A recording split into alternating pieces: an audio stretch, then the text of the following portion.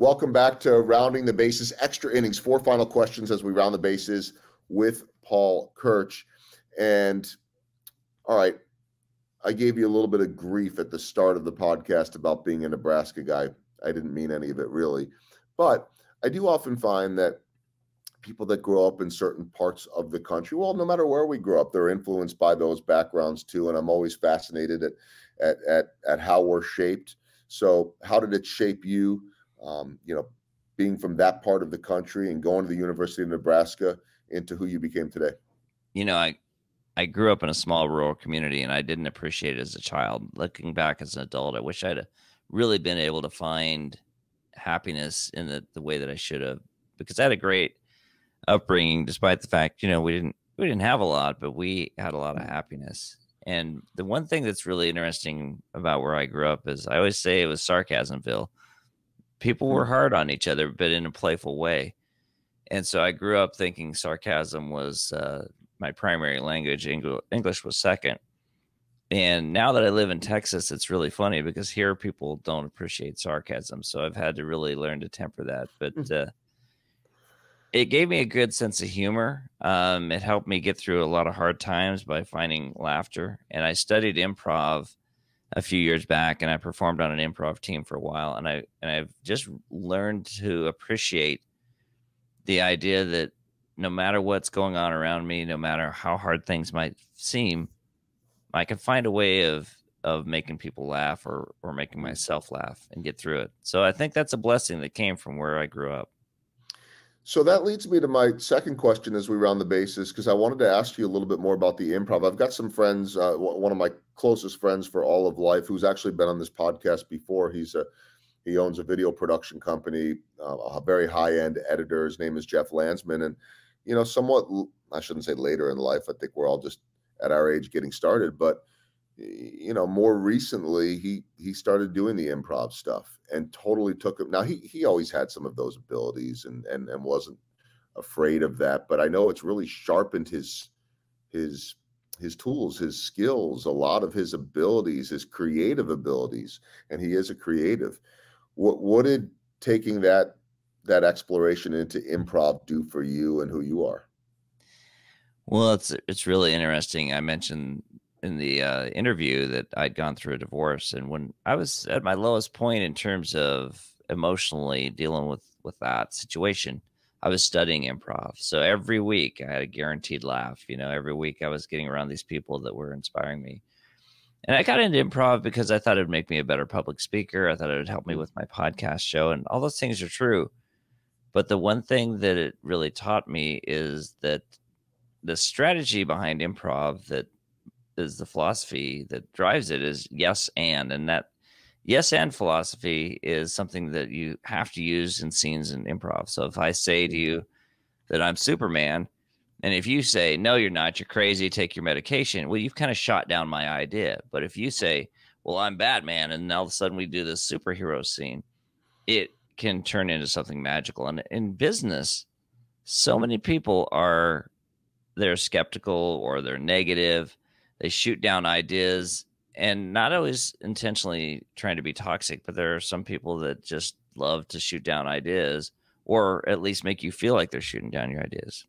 And I think businesses that embrace this yes and idea, because there are companies that go around consulting and teaching people this improv philosophy in business. The yes and philosophy, if you say to me, it's like, well, we need to launch this ad campaign tomorrow. And you say, yes, and we really need to analyze the budget to make sure that we don't overextend ourselves. It's something really creative, and it gives you an opportunity to really flourish. If I say, we need to launch this advertising campaign tomorrow, and you go, are you crazy? We don't have the money for that. That's it. It's dead. Yeah. You're not necessarily saying yes when you say yes, and you're saying yes to at least the exploration or to being open to it. It's not a final yes. Yeah, you're saying yes to at least my vision, but then you're finding a way of taking it another way. Absolutely. Right. It doesn't always have to be in total agreement. No, just like an improv scene, right? You're saying, yes, we'll keep on going here. Don't know where it's going, but let's find out. That's right. Right. And that's part of the fun of it. All right. That's That's really fascinating stuff. The third question I'm going to ask you is more heavy, but you've referenced it a little bit a couple of times. It's on your website as well, as someone that did struggle with anxiety and depression. I let me phrase this the right way. I don't like asking this question a lot, but I do like it in the sense that I think it applies to everyone, because we truly are living in a time right now where most people are going through something. I'm not saying they weren't going through it before. Maybe we understand it better. Maybe it's pandemic related, but raise your hand if you aren't going through depression and anxiety, or if you don't know someone that is. Everyone's going to raise their hand. It's such an important topic, mental health. And I think we're getting closer in at least removing some of the stigma, not all of the stigma. I'm never afraid to talk about that on this show. You've lived it. Tell me about that. Well, it's interesting. I really grew up without it. And it's not like I didn't have moments where I didn't struggle. I mean, I had a friend kill himself when I was in high school that left a huge scar, but I really didn't struggle with stress and depression throughout most of my life. So when it did hit me, it was later in my life, and it took a huge toll. But the thing that you just said is most people can relate to it, or they've experienced it. We see people on social media living this perfect life, Instagram, Facebook. Somebody said to me one time, nobody ever puts the video of their kids striking out on Facebook. And that's often true. You see people going on vacation and driving these nice cars, living in a nice home, and you're going, well, they've got everything, when inside they're struggling or they're facing other issues.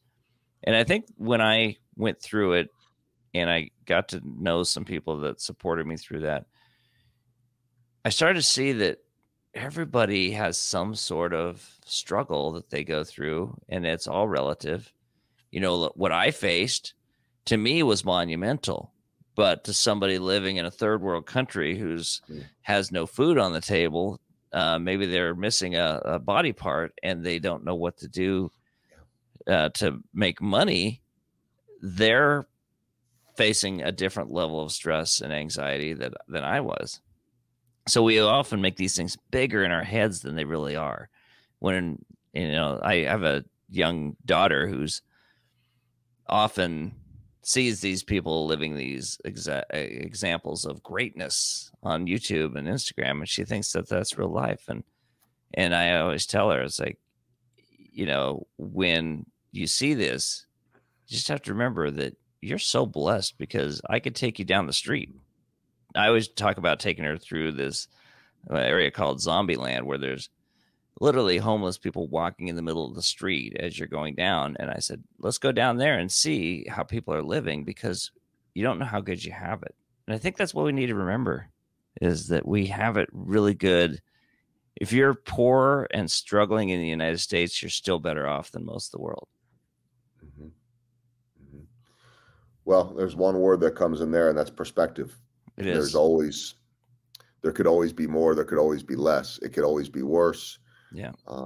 And it's a great way to evaluate, to me, everything. Well, I'll tell you the one thing that's been a blessing on that note, Joel, is I drive my kids to school or to other activities, and I'll ask them, what are you grateful for? And that little exercise forces them to think about those things they're grateful for, and they'll come up with these great lists. And sometimes they're kind of apathetic about the list. But if I make them, I say, whoa, stop. I want you to really think about this and get serious about it. And they'll give me this list. It forces them, and it forces me to realize we've got so many reasons to be grateful, even if we don't feel like everything's going well. Yeah, I love that. Last question, the walk-off question. I had one ready to go just about your research background, but I'll take a chance here, and I didn't ask you this in advance, so we'll see if you got one off the top of your head or not. You don't have to, but you got a lot of quotes and different things, whether they be testimonials or just philosophies on your website. Do you have a favorite quote, something that you live by, or something that moves you? Well, I have a great quote from the movie Jerry Maguire. And I have a friend who used to say this to me all the time, because we'd be talking about something. He goes, look, it's not show friends, it's show business. And I think it's important to remember in business that, yes, we want to be friends with people. We want to inspire them. We want to make a difference. But if we're self-employed or even working for someone else, we have to focus on that thing that's going to ultimately allow us to be successful and flourish so we can actually make a bigger difference and help others. So it's not show friends, it's show business. And at the end of the day, I think it's an important thing to remember as we're out there on this journey. I love it. That's a great way to end the video portion of this podcast. If you want to listen to the full episode, which I hope you all will, for anyone watching this, you can just find the podcast wherever you get your podcasts, whether that be Apple, Spotify, or anywhere else. Just look for Rounding the Bases with Joel Goldberg and Paul Kirch of Boss Academy. Paul, appreciate you doing the extra questions, rounding the bases, and thanks again for your time on the podcast. Hey, it's my honor, Joel. Thank you for having me on.